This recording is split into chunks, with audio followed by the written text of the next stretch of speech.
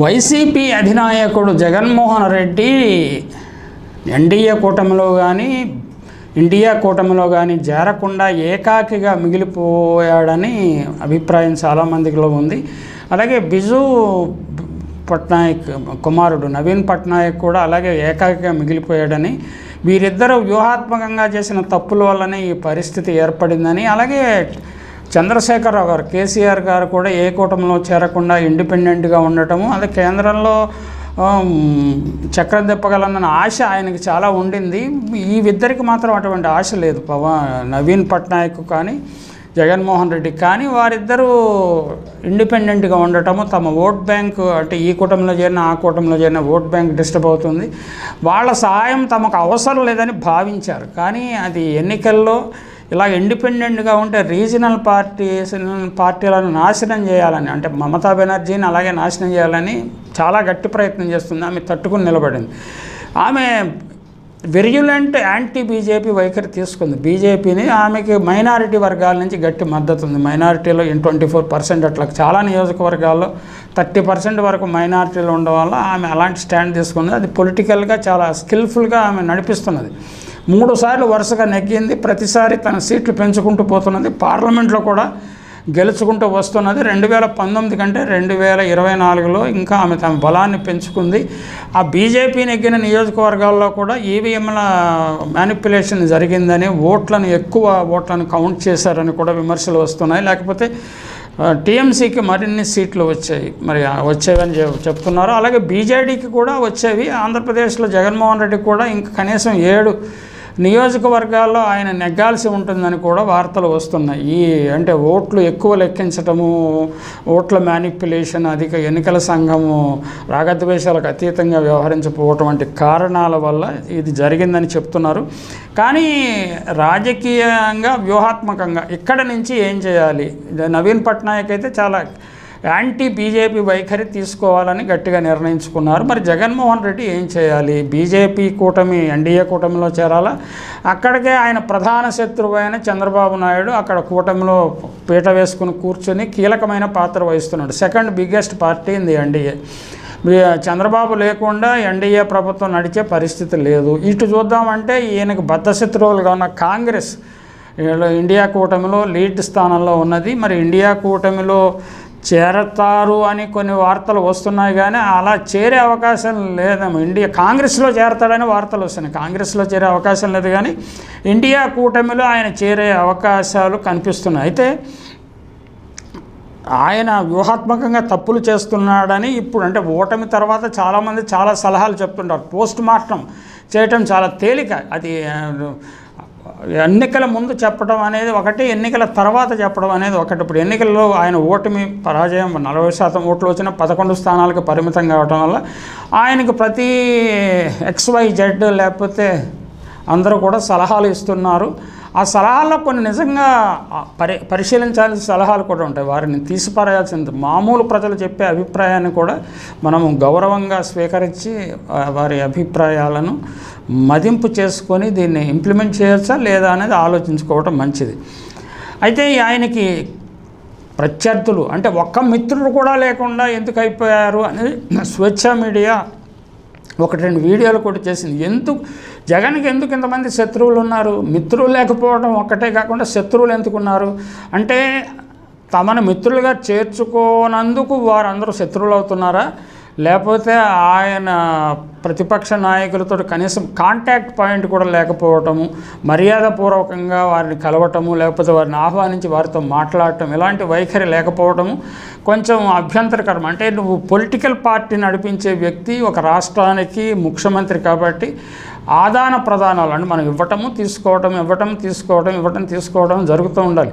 అంటే వామపక్ష పార్టీలు కానివ్వండి, ఇతర తోక పార్టీలు కానీ అవకాశవాదాన్ని ప్రదర్శిస్తుండే. అదే అలాంటి అవకాశవాదం జగన్మోహన్ రెడ్డికి ఇష్టం లేదు. నేను ఒక్కడనే ఉంటాను, నేను సింగిల్గానే వెళ్తాను అని ఆయన చెప్తుంటాడు. ఆయన చుట్టూ చేరేవాళ్ళు బాజా భజంత్రుల వాళ్ళు కూడా సింహం సింగిల్గానే వెళ్తుందని చెప్తారు. కానీ అది వ్యూహాత్మకంగా సరైనదా కాదా అన్న విషయాన్ని ఇప్పుడు పునరాలోచించుకోవాల్సిన అవసరం ఉన్నది. రోజులు మారుతుంటాయి, వాటితో పాటు మనము మారాలి అని పెద్దలు ఎప్పుడు చెప్తుంటారు కదా. అవును, కాలం ఎప్పుడు ఒకేలా ఉండదు. ఒకసారి పదవి రాగానే అది శాశ్వతం అనిపిస్తుంది, అంతలోనే ఓటమి పలకరించవచ్చు. అప్పటి వరకు అన్న అని పలకరించిన వాళ్ళు మొహం చాటేయవచ్చు. అంతే మరి. గెలిచినప్పుడు మనమేంటో ప్రపంచానికి పరిచయం అవుతాం, ఓడితే ప్రపంచం ఏమిటో మనకి పరిచయం అవుతుంది అని కదా పెద్దలు చెప్తారు. ఈరోజు మన జగన్మోహన్ రెడ్డి గారు దాదాపు అదే పరిస్థితిలో ఉన్నారు. ఎన్నాళ్ళు తనకంటూ ఒక ప్రత్యేకతని సంతరించుకున్నారు. ఎవరికి తలవంచడు, దేనికి భయపడడు, ముక్కుసూటిగా ఉంటాడు, ఎవరికి మాట వినడు. ఇలాంటి టైటిల్ చుట్టూ ఆయన అందరూ కీర్తించేవారు. ఇలాంటి హీరోయిజం జనానికి, సామాన్య జనానికి బాగా నచ్చుతుంది. ఏకవీరుడు అంటారు కదా, ఆయన ఒక్కడే. అవన్నీ జగన్కు ఉన్న ఉత్తమ లక్షణాలుగా చెప్పుకొచ్చేవారు. ఎందుకంటే ఆ గుణాల్లో అప్పట్లో గెలిచి సీఎం అయ్యాడు కనుక. అంటే ఆయన ఒంటరిగా పోరాటాన్ని ప్రారంభించి ఒకసారి 2014 67 స్థానాలు గెలుచుకుని, తర్వాత 2019 నాటికి 151 స్థానాలకు వెళ్ళి మళ్ళీ ఇప్పుడు 11 స్థానాలకు వచ్చేసాడు. ఇప్పుడు ఏంటి ఈ వ్యూహం ఇలాగే ఉండటం కరెక్టా కాదా అన్నది చర్చ జరుగుతుంది. గెలుపోవటంలో మనిషికి దిశానిర్దేశం చేస్తే ఎప్పటికీ వన్ మ్యాన్ ఆర్మీ అనుకుంటూ అంటే వీరస్వర్గం వస్తుందేమో తప్ప రాజ్యభోగం మాత్రం మళ్ళీ రాదు. ప్రస్తుతం జగన్మోహన్ రెడ్డి అవునన్నా కాదన్నా ఒంటరిగా ఉన్నారు. కుటుంబ సభ్యురాలైన చెల్లెలు కూడా ఆయనకు రాజకీయ ప్రత్యర్థిగా మారి తన ప్రత్యర్థి పార్టీ అని కాంగ్రెస్ పార్టీ రాష్ట్ర శాఖ అధ్యక్షురాలుగా ఉన్నారు. స్వయం కృతాపరాధాల వల్లే ఒంటరైపోయాడనుకున్న చంద్రబాబు ఘోరమైన తపస్సు చేసి భాజపాతో జట్టు కట్టి, వాళ్ళు చీ అన్నా, చీచీ అన్నా, పో అన్నా, పో అన్నా వాళ్ళ చూరు పట్టుకొని వేలాడి మొత్తం మీద పవన్ కళ్యాణ్ దౌత్యంతో తన కార్యాన్ని చక్కదిద్దుకున్నాడు. అంటే జగన్మోహన్ రెడ్డి అలాంటి చీత్కారాలను భరించే వ్యక్తిత్వం ఉన్న మనిషి కాదని ఆయన గురించి పరిచయం ఉన్న వాళ్ళు అందరూ తెలుసు. కానీ ఆయన కూడా చీత్కారాల విషయాన్ని అలా ఉంచి కొంత మారాల్సిన అవసరం ఉన్నదని మాత్రం ఆయన సన్నిహితులు, ఆయన క్షేమాన్ని కోరేవారు తప్పకుండా చెప్తున్నారు. పొత్తులో లేకపోయినా మోదీ తన పక్షమేని నమ్మిన జగన్ మాత్రం ఎన్నికల ముందు షాక్ తగిలింది. ఎన్నికల్లో, రాజకీయాల్లో ఇలాంటి మోసాలు చేస్తారు, మోడీ లాంటి వాళ్ళు ఉంటారు, బీజేపీ పార్టీ లాంటిది ఉంటుంది, ఆర్ఎస్ఎస్ లాంటిది ఉంటుంది. జగన్మోహన్ రెడ్డిని నాశనం చేయాలి, నవీన్ పట్నాయక్ని నాశనం చేయాలి, చంద్రశేఖరరావుని నాశనం చేయాలి, ప్రాంతీయ పార్టీని నాశనం చేయాలని ఒక దీర్ఘకాలిక ప్రణాళికతో వీరు బీజేపీ అండ్ ఆర్ఎస్ఎస్ ఉన్నాయన్న విషయాన్ని జగన్మోహన్ రెడ్డి గమనించలేదా? లేకపోతే నరేంద్ర మోడీ తన తండ్రి లాంటి వ్యక్తి అని, ఆయన తనను ఆదుకుంటాడని, ఆయన ఆశీర్వాదాలు తనకు ఎప్పుడు ఉంటాయని గుడ్డిగా నమ్మాడా?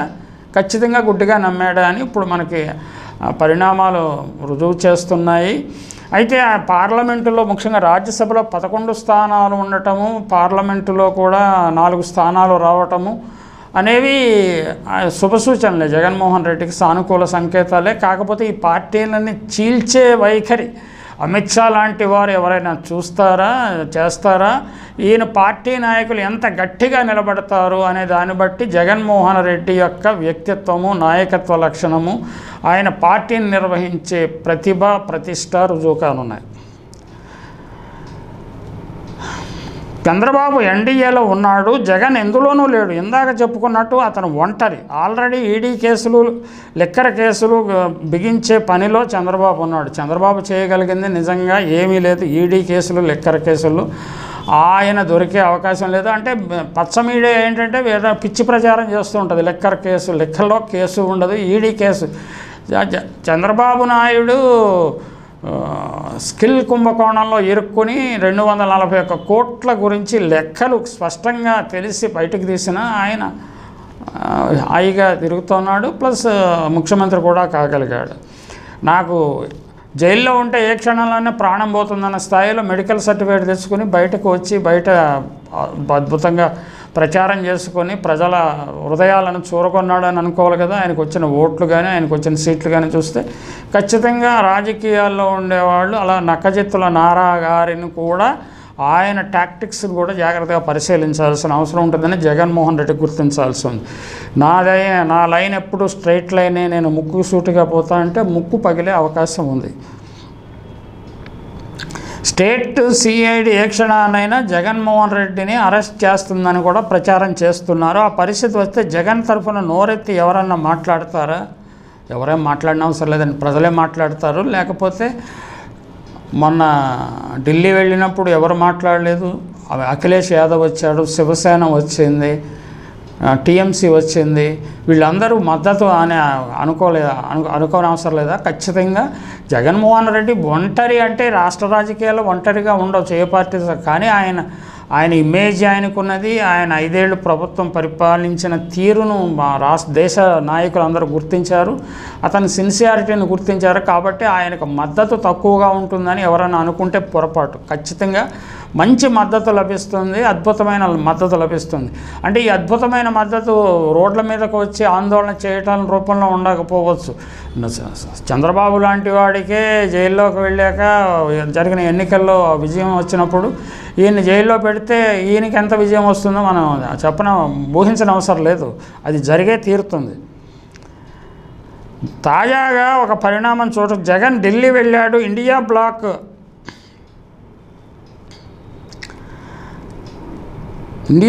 నాయకులు జగన్ను పొగిడారు, కొందరు అతనిని కొనియాడారు, ఒకరైతే భావి పీఎం అని కూడా అతిశయోక్తి జోడించి పొగిడారు. జగన్ అనాలే కానీ తమతో పాటు కలుపుకొని ఇండియా బ్లాక్లో చేర్చేసుకుని ఊపు కనపరిచారు. మొహాలే చూడనని భీష్మించుకునే వ్యక్తిగతంగా చరిత్ర బాగానే ఉంటుందేమో కానీ రాజకీయంగా మాత్రమే ఇబ్బందులు ఎదురు కావచ్చు. రాజకీయాల్లో కావాల్సినవి పట్టు విడుపులే.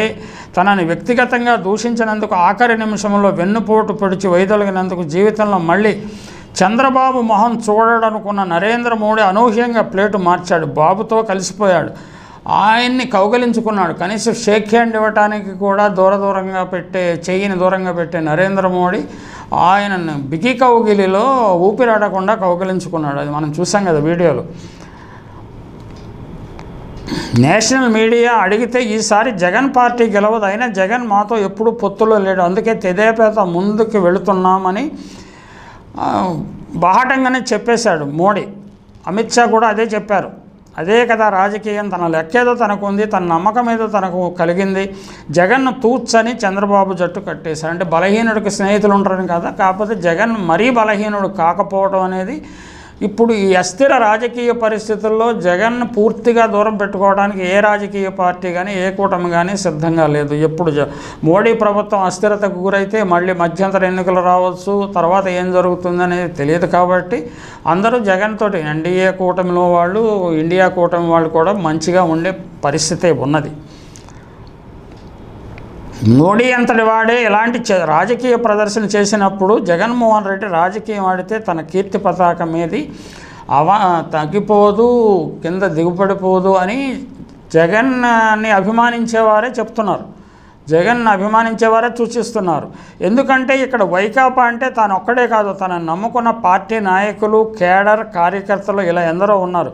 తన మొండితనం వాళ్ళందరినీ ఇబ్బంది పెట్టవచ్చు. అందుకే ఏ నాయకుడైనా ఇగోని, అహంకారాన్ని పక్కన పెట్టి తన రాజకీయ మనుగడకి, తన వాళ్ళ రాజకీయ భవిష్యత్తుకి ఏది చేయాలో అది చేయాలి. అలా చేయటం వల్ల ప్రజలు చీకొడతారు అని కనుక జగన్ అనుకుంటే అంతకంటే పొరపాటు మరొకటి ఉండదు. ఎన్ని స్కీములు ఇచ్చినా, అవ్వా తాత అంటూ పలకరించినా చివరికి చీకొట్టి ఓటమే ఇచ్చారు తప్ప గెలిపేమీ ఇవ్వలేదు కదా తనకి. అందుకే గాలివాటంగా ఎప్పుడిటు మళ్ళుతారో తెలియని ప్రజల గురించి ఎక్కువ ఆలోచించకుండా తన రాజకీయ మనుగడకి ఏది సరైనదో చేయడమే జగన్కి శ్రేయస్కరము. ప్రజాభిప్రాయం ఎట్లా మారిందంటే నాకు 10 రూపాయలు వస్తే చాలు, అది ఏ రూపంలో వచ్చిందో అవినీతి, నీతి. అలాగే తాను సొంతంగా సంపాదించుకోలేనాడు, మాకేమిస్తాడు అనే రకమైన ఆలోచించే జనం కూడా బాగానే తయారయ్యారు. అంటే కాలం కలికాలం అంటారా, కాలం తెచ్చిన మార్పు.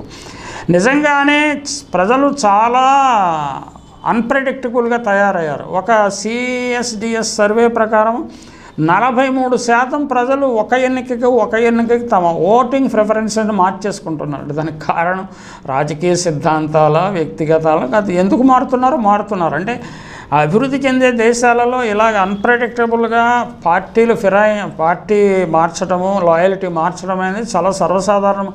అంటే తమ జీవితాలు ఇప్పుడు బాగలేదు, ఇంకా బాగా ఉంటే అవకాశం ఉంది అనే ఆశ పుట్టితే అటు మళ్ళీపోవటానికి వాళ్ళు సిద్ధంగా ఉన్నారు. 2019లో చంద్రబాబుకి 20 ఇచ్చిన వాళ్ళే 2024 జగన్కు 11 ఇచ్చారు. రామజన్మభూమి కట్టిన అయోధ్యలో బీజేపీని ఓడించారు. హిందుత్వవాదులు అధికం అనుకున్న కేదార్నాథ్లోనూ బీజేపీని ఓడించారు. బీజేపీకి కంచుకోటైన ఉత్తరప్రదేశ్లోనూ అనేక స్థానాల్లో బీజేపీ 2027 అసెంబ్లీ ఎన్నికల్లో ఉంటుందా ఊడుతుందా అనే భయాలు ఉన్నాయి. అసెంబ్లీ ఎన్నికల్లో ఊడిపోయే అవకాశాలు చాలా ఎక్కువగా కనిపిస్తున్నాయి బీజేపీకి. అఖిలేష్ యాదవ్ పార్టీ బాగా బలంగా దూసుకువచ్చే అవకాశాలు ఉన్నాయి. వారణాసి పునర్నిర్మాణం చేసిన, జ్ఞానవాపి గొడవని పరిష్కరించిన, మధుర సమస్యను పరిష్కరిస్తామనుకుంటున్న అధిక శాతం ఓటర్లైన హిందువుల విశ్వాసం ఎటుపోతుందో అన్న గందరగోళం అక్కడ నెలకొని ఉంది. కనుక ప్రజల్ని అస్సలు నమ్మలేం. ఎంతటి రాజకీయ నాయకుడైనా అలవికాని వాగ్దానాలు చేయటం, అవి విని జనం నమ్మి ఓట్లేయటం ఇప్పటికీ చూస్తూనే ఉన్నాం. కర్ణాటక, తెలంగాణ, ఆంధ్రప్రదేశ్లో గెలిచిన పార్టీల మేనిఫెస్టోలు ఎంత ప్రభావం చూపాయో తెలుస్తూనే ఉంది. అలా అబద్ధాలు ఆడను, సాధ్యమైందే చెబుతాను, మాట ఇస్తే చేస్తాను అంటే ఓటమి తప్పదని ఈ ఎన్నికల్లో ప్రూవ్ అయింది. కురుక్షేత్ర యుద్ధంలోనూ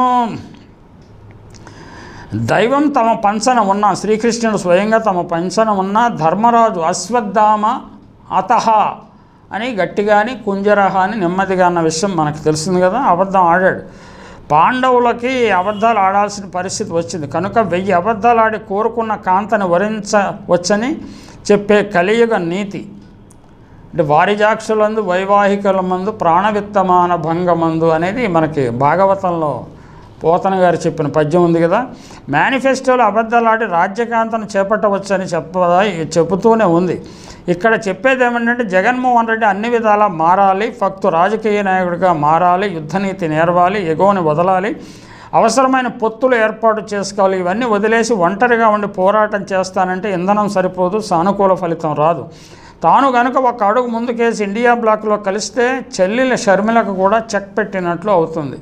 అంటే దీని మీద చాలా పూర్తి పరస్పర భిన్నమైన అభిప్రాయం. ఇండియా బ్లాక్లో చేరాలని చాలా బలంగా, అంటే భవిష్యత్తు ఇండియా బ్లాకే ఉంటుంది కాబట్టి అందులో చేరాలని కోరేవారు కొంతమంది ఉంటే, లేదు అసలు 2024లో ఎన్డీఏలో చేరి ఉంటే ఇప్పుడు ఆంధ్రప్రదేశ్లో ఆయనే పరిపాలించేవాడు కదా అని చెప్పేవాళ్ళు కూడా చాలా ఉన్నారు. అంటే పబ్లిక్ మూడ్ ఎలా ఉంటుందో మనకు తెలియదు కదా. ఆయన ఏమనుకున్నాడంటే నేను ఒక్కడనే గెలుస్తాను, ఆంధ్రప్రదేశ్లో అధికారం వస్తుంది, అవసరం వస్తే కేంద్రంలో కూడా కొంత ఇన్ఫ్లుయెన్స్ చేయగలిగే పరిస్థితి ఎంపీలు వస్తారు అని ఆశించాడు. అది జరగలేదు. దురదృష్టం. చాలామంది ఆశించారు, అది జరగలేదు. షర్మిల అన్నయ్యను విమర్శించవద్దని ఆమె నోరును కాంగ్రెస్ హైకమాండే నొక్కేస్తుంది. ఆ రకంగా షర్మిలను వాడుకొని జగన్ ఇబ్బంది పెడుతూ ఉండాలనే చంద్రబాబు ఎత్తుగడ కూడా ఆగుతుంది. మహా అయితే ఇండియా బ్లాక్లో చేరితే మోదీకి కోపం వస్తుందా అని అనుకోవచ్చు. వస్తే ఏమవుతుంది, కేసులు బిగుసుకోవచ్చు. ఇప్పుడు మాత్రం బిగుసుకోవు. ఆల్రెడీ చంద్రబాబు తన పనిలో ఉన్నాడు. ఇండియా బ్లాకులో ఉన్నా లేకపోయినా జగన్కి న్యాయ పోరాటం తప్పదు. అయితే ఆ పోరాటం ఒంటరిగానా, రాహుల్ గాంధీ నుంచి దేశవ్యాప్తంగానూ ఇండియా బ్లాక్ నేతలందరూ అండతోనా అనేది మాత్రం తన నిర్ణయంపై ఆధారపడి ఉంది. ఇమీడియట్గా జగన్మోహన్ రెడ్డికి వచ్చిన కేసుల ఇబ్బంది కూడా ఏం లేదు. బెయిలు రద్దు చేయాలని కోరేవాళ్ళు కోరుతూనే ఉన్నారు. అవి రద్దు అవుతుందా, రద్దు అయితే ఏమవుతుంది అనేది కూడా ఒక లీగల్ ఇష్యూస్ చాలా ఉన్నాయి. ఇండియా బ్లాక్ ఎన్నికల్లోనే బలం పుంజుకుంది. రాహుల్ గాంధీ వాయిస్ పెరిగింది. రానున్న 2019 ఎన్నికలకి ఇండియా బ్లాక్ అధికారులకు వచ్చే సూచనలు కనిపిస్తున్నాయి. ఈ సమయంలో ఎవరు ఈ బ్లాక్లో ఉంటారో వాళ్ళకి భవిష్యత్తులో రాజకీయపరమైన ప్రయోజనం ఉంటుందని అంచనా వేస్తున్నారు. దట్ ఈజ్ ఈలోపుగా మరి బీజేపీ నాయకులు ఏ నిర్ణయాలు చేస్తారో, ఆర్ఎస్ఎస్ వారు ఏ నిర్ణయాలు చేస్తారో, ఎన్డీఏ ఏ నిర్ణయాలు చేస్తారో, ఎన్డీఏ అసలు స్థిరంగా ఉంటుందా లేదా అనేవన్నీ కాలం, అంటే ఇమీడియట్గా ఎన్నికలు జరిగి 2 నెలలు అయినాయి కాబట్టి జగన్మోహన్ రెడ్డిని తొందర పెట్టడం కూడా అంత మంచిది కాదు. He will take his own decision and he will take this time a perfect decision because ఆయన అగ్ని పరీక్షకు తట్టుకున్నాడు. అగ్ని పరీక్ష ఓటమి అనేది ఆయన ఊహించని షాక్ తగిలింది కాబట్టి ఆయన ఖచ్చితంగా ఈసారి తీసుకునే నిర్ణయం ఆయనకు, ఆయన అనుచరులకు అనుకూలంగానే ఉంటుంది. ప్రస్తుతం జగన్ నిర్ణయం తీసుకుని ఇండియా బ్లాక్లో చేరాడా సరే, అలా కాకుండా మరో 4.5 ఏళ్ళు కాలయాపన చేస్తే ఎన్నికల టైంకి ఎన్డీఏకి గుడ్ బై చెప్పి చంద్రబాబు ఇండియా కూటమిలో చేరిపోయే అవకాశం ఉన్నది కూడా చాలామంది సందేహిస్తున్నారు. అనుభవాలు పాఠాలు నేర్పుతాయి. మరి జగన్మోహన్ రెడ్డి ఏ నిర్ణయం తీసుకుంటారో చూడాలి. అంటే ఆయన చుట్టూ ఉండే రాజకీయ పరిశీలకులు లేకపోతే సలహాదారులు, ఈ రకరకాల శక్తులు ఆయన మీద కూడా పనిచేస్తుంటాయి. ఆయనకి ఇండిపెండెంట్గా ఆలోచించే శక్తియుక్తులు ఉన్నాయి కాబట్టి ఏం జరుగుతుందో చూద్దాం.